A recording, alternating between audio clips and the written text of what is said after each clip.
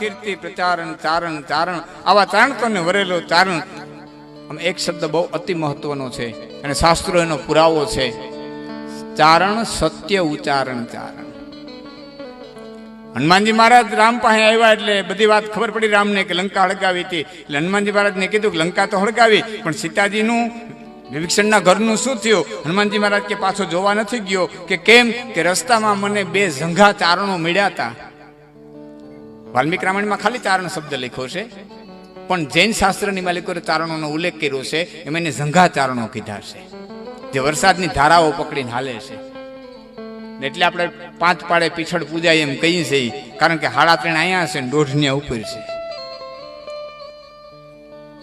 3.5 અહીંયા છે, 1.5 ઉપર છે. જૈન શાસ્ત્રોમાં બહુ ઉલ્લેખ કર્યો છે ચારણોનો.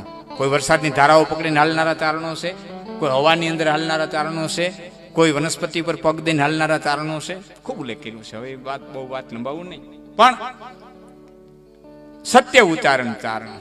એટલે હનુમાનજી મહારાજે કીધું ભાઈ 2 ચારણો મળ્યા અને એને એમ કીધું કે ચિંતા કરો માં, વિભીષણનું ઘર અને સીતાજી બંને સલામત છે. એટલે પ્રભુ હું પાછો વળ્યો નથી, ચારણોની વાત પર વિશ્વાસ મૂકી અને હું આપની પાસે આવ્યો છું. એટલે ભગવાન રામ પોતાને મુખે બોલ્યા કે ચારણ કોઈ દિવસ અસત્ય બોલતા નથી.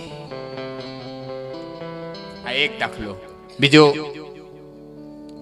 કુંતાના દીકરા જેથી મોટા થયા હસ્તિનાપુરમાં આવવાની જેથી રજા માગી, તેથી સાહેબ હસ્તિનાપુર સ્વીકારવા તૈયાર નહોતું.